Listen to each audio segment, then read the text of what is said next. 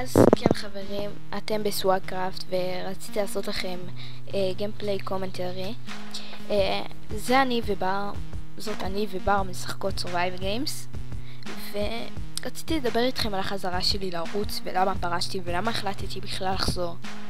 החלטתי לחזור כי זה מאוד היה חשוב לי לעשות את זה, אני מאוד אוהבת את זה.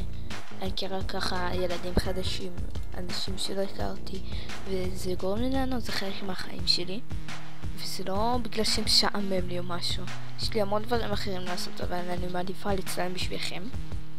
ופרשתי בגלל שהיה לי מחשב נייד, חרא של ליל. ופשוט היה לי קשה מאוד לצלם ככה עם לייקים, והרבה אמרו לי את זה. אז החלטתי לפרוש עד שאני אקבל מחשב, או פשוט לפרוש שמאלי. והשגתי מספיק כסף למחשב, וקניתי מחשב. אז לכל מי שמעודכן כבר ראה את זה, ורואה את הסרטון שהעליתי כבר, ואני מבטיחה להעלות עוד סרטונים, אבל לא בתדירות כזאת גבוהה, כי עוד מעט כיתה ט' וכל החרות האלה של כוח עליהם. כן, לייבים גם עם, דרך אגב.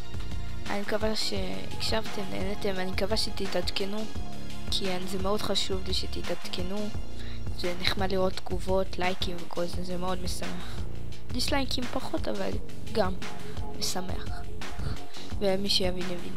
טוב, אז מקווה שנהנתם, שתהנו מהמשך של הסרטון. יאללה ביי, אנשושים.